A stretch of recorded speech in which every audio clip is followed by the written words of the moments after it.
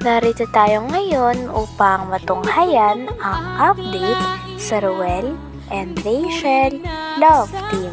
Oh, my angel, angel, baby, angel.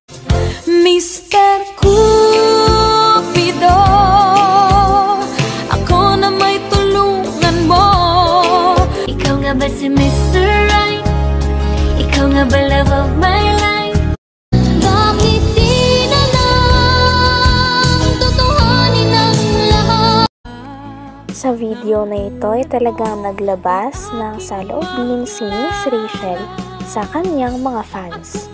Pinaliwanag niya na hindi niya raw kailangan baguhin ang kanyang sarili para magustuhan siya ng iba, at doon naman daw sa mga taong gusto siyang baguhin ay sinasabi niya na kung sino siya ay mananatili lang ito at hindi talaga siya magbabago. Kung ayaw daw nila kay Miss Rachel ay free daw silang umalis at hindi na lang subaybayan si Miss Rachel. Ngunit para kay Miss Rachel ay talagang hindi siya magbabago kahit ano mangyari. Kaya todo nga daw ang pasalamat ni Miss Rachel sa mga tao na sumusuporta sa kanya hanggang ngayon, sapagkat talagang tinatanggap nila kung sino talaga si Miss Rachel at ang totoong pagkatao ng dalaga na ito.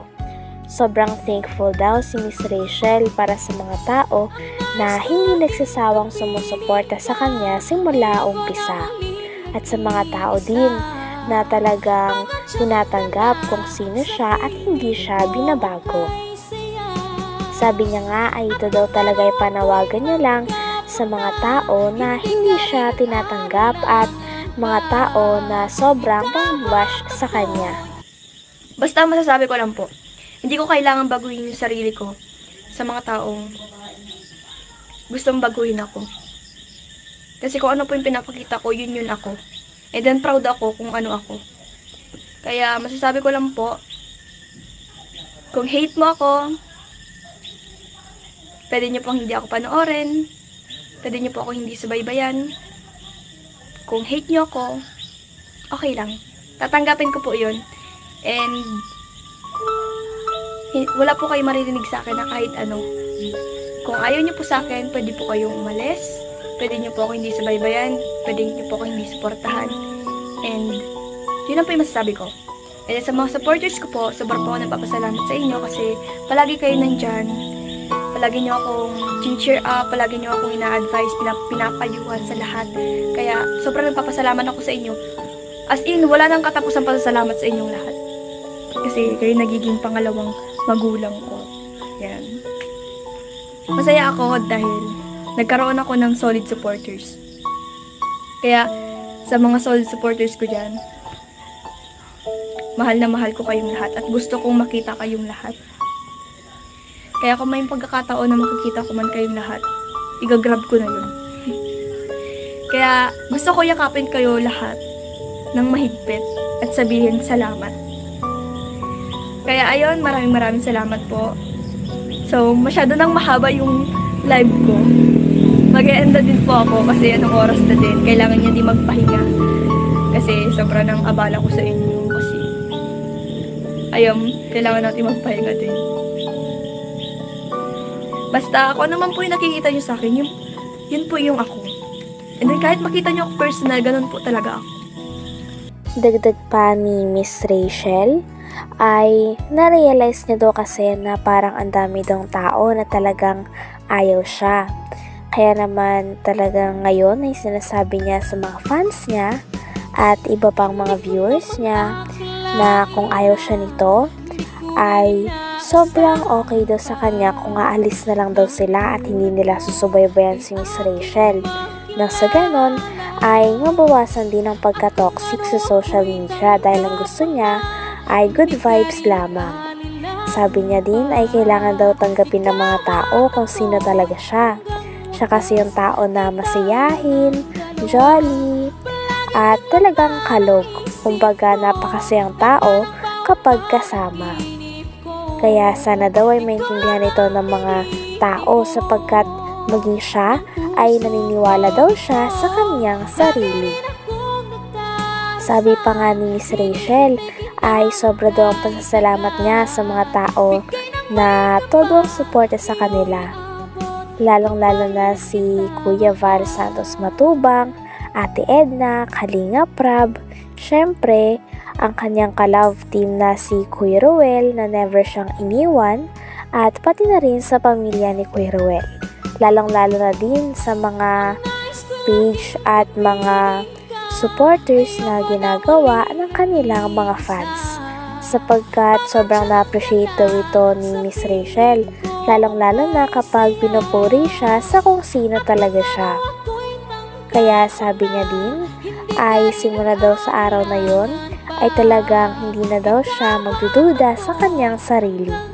Talagang kilala niya daw ang kanyang sarili at alam niya kung sino siya. Naniniwala din siya at syempre, siya daw ang unang susuporta sa kanyang sarili. Kaya hindi niya daw kailangan magbago para magustuhan lamang ng iba. Sabi nga ni Miss Rachel ay pinapakita niya daw sa mga tao kung sino talaga siya. Na-realize niya din na makailan lang na parang ang daming tao na ayaw sa kanya. Ngunit syempre, ang naiisip talaga ni Miss Rachel ay okay lang yun. Okay lang daw sa kanya na may mga tao na ayaw sa kanya, sapagkat hindi naman daw talaga lahat ng tao ay magiging pabor sa atin. Kaya kahit ganon ay naniniwala pa din siya sa kanyang sarili. Sabi niya pa nga ay talagang naniniwala siya na kayang-kaya niya maabot ang kanyang mga pangarap at hindi daw magiging hadlang ang mga tao na hindi naniniwala sa kanya. Grabe, kitang-kita natin kung gaano ka-empowered dito si Miss Rachel, sapagkat talagang naninindigan siya sa kanyang sarili. Ipinagtatanggol niya at ipinagmamalaki niya ang kanyang sarili nang sa ganon ay malaman ng mga bashers na hindi siya basta-basta masisira. Dagdag niya pa ay dito daw natin malalaman kung totoo daw yung tao sa'yo. Kapag talagang inaccept ka ng tao kung sino ka, ay ibig sabihin talagang totoo siya sa'yo at tinatanggap niya kung sino ka. Kaya dapat ay magiging wise din daw tayo at magiging maingat sa pagpili ng mga kaibigan at pagpapapasok ng mga tao na nakapalibot sa ating buhay. Oh, my angel, angel, baby, angel. Mr. Cupido, ako na may... Gusto ko lang pong i-update and sabihin sa inyo kung ano talaga ako. Jolly, kalong, whatever. Whatever, kung ano man sabihin sa akin ng ibang tao. Basta pinapakita ko kung sino ako. Basta pinapakita ko kung anong tunay na ugali ko. Yung sabi ko, ang daming ayaw sa akin. Napagtanto ko na okay lang yan. Diyan mo malalaman kung totoo yung tao sa'yo.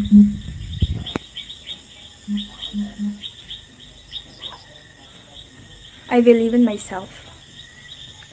So, hanggang dito na lang po tayo at maraming salamat po sa inyong lahat. Maraming salamat sa Panginoon Diyos. Maraming salamat kay Kuya Vincent na nakascout sa amin. Kila Kuya Rab, kila Ate Edna, kila Kuya Val, sa buong Patubang family.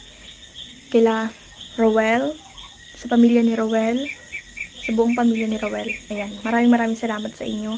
Sa supporters, sa sponsors, sa patuloy na sumusuporta, sumusubaybay, at walang sawang pagsuporta, pagmamahal. Maraming salamat po. So, kung may mga hindi man po ako nabanggit, sobra po ako nagpapasalamat sa inyong lahat. Lalong-lalo sa mga nanonood ngayon. Nautal na tayo, gutom na ata. Ayan, maraming salamat po sa 2,994 viewers na nandito. And then sa mga umalis pa, ayan, nagpapasalamat ako sa inyong patuloy na pagsuporta. So, hanggang dito na lang. Babush na. Babush! Ano naman, sa next live naman tayo. Bye-bye po. Mwah. I love you all.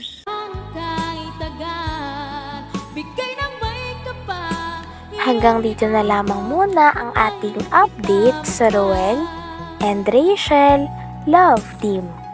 Maraming salamat sa inyong panonood. Hanggang sa muli. Bye!